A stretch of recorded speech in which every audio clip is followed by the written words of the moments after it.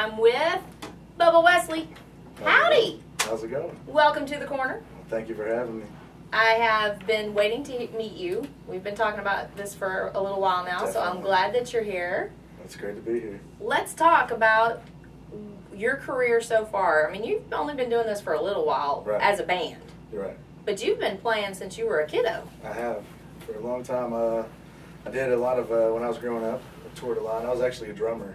Oh, okay. I've been playing drums since I was about 3. Since I started walking, pretty much. My grandpa put me behind a drum set. And really, drums my own thing. And then I got into high school, and I was really big into baseball. Okay. And baseball, music, and sports are really the only 2 things I ever knew, so growing up. And like I said, I was in high school, started playing drums with a Christian band. Then I did a little tour with a blues band. Then I played, once I got into college, I played lead guitar for Sam Sleva for a long time. Oh, yeah.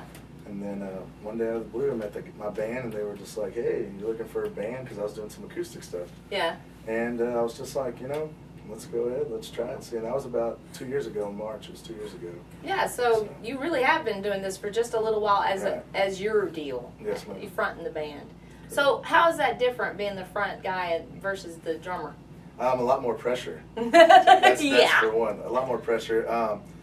You have to stay really focused, you know, Yeah. and you got to kind of keep, not necessarily responsibilities, not the word I'm looking for, but you got to keep everybody focused and responsible and on their game, and that's pretty much it. And sometimes you just got to be that, you know, that rod, you know. Yeah. Oh, yeah. Yeah, when you're in charge, got to keep them all in line. But other than that, all my guys are very, very into it. You know, just I wouldn't have picked better guys to be in a band with.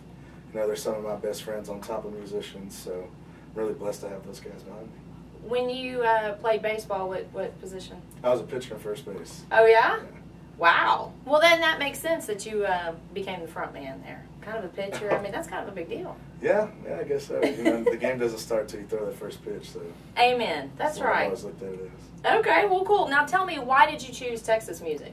I chose Texas music, you know, for one. I'm from Texas. Yeah. And when I first started playing guitar when I was about 17, 18 years old, and, you know, that was right when I was my last year in high school, my act teacher, actually, she was the one that kind of turned me on to Randy Rogers and cross country and ragweed. So, you know, really started, I was like, oh, that's really cool, you know, so I started playing guitar and learned how to play guitar to their songs, and then, you know, we would go to parties and stuff, and I'd start singing along a little bit. Everybody was like, you can sing that song pretty good. Then, you know, I started venturing out a little bit more, and I became a really big Wade Bowen fan. Oh. That's like my favorite of all the time. So I'm a really big Wade Bowen fan, but that's probably how I really got started was, you know, Wade, Randy, and Cross. That's my 3 biggest influences. I was going to say, those aren't bad influences to have at all. Not at all. Okay, you are out there, you guys are booking gigs and doing your thing, and how is your band going to differentiate itself from everybody else? What is your goal for that? Well, first of all, I think all of our band members are pretty young. Yeah. Which is one thing that could be a plus and a minus for a band. But the one thing we'll say about all the guys, a lot of them have experience. Yeah. My drummer, he's the oldest one. He's 28.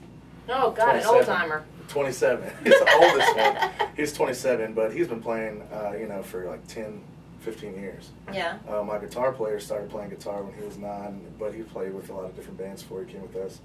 And then me, I'm just turned 24, and I started playing, you know, when I was, well, as far as singing and guitar, I was 18 when I started picking that up. But yeah. I've experienced, you know, with other bands, and, you know, how music goes and how show's supposed to go.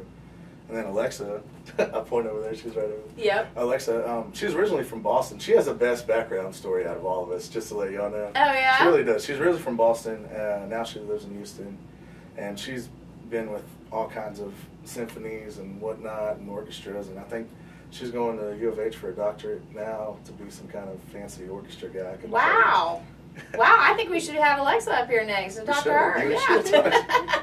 Well, okay, so you're saying that the experience that you guys are bringing is going to be something that helps you. As far as, like, I really like that we're all young because we can relate to the crowd we want to sing to and the people we're trying to bring the music to. So I feel a lot of it has to do with how we relate to the crowd and how our songs relate to the people. I just feel we're right in the same age group. It's where we want to write what everybody wants to hear. Yeah. We want to bring a show to everybody that everybody wants to see. That's right. our main two focuses right now. Cool. All right. Well, tell me, do you have a new CD? We do. We just released our album in April. Okay. Which was sandbagged, for, just to say the least. It was just drawn out for the longest time. We were going to release it last year. We got some of the masters back, and we were just like, yeah, let's not do this yet. Let's go back again. Well, that's good. So I'm a very, very picky person when it comes to finalizing the right product for, what I got to sell. Yeah. And it took us all the way to April. In March, we got, some of the masters back, and we were like, this is it. This is what we want to give to everybody. And everybody that had been hearing about us, everybody that had been, supporting us to that point, we dropped the album the first week of April. And what's it called? It's called Roses. Okay. And the song we released, our first single off that album was Rather Be Lonely. And we got a really good response from that. And we just got really good response about the whole album. Within 24 hours when we released the album, it went to the top 100 on iTunes.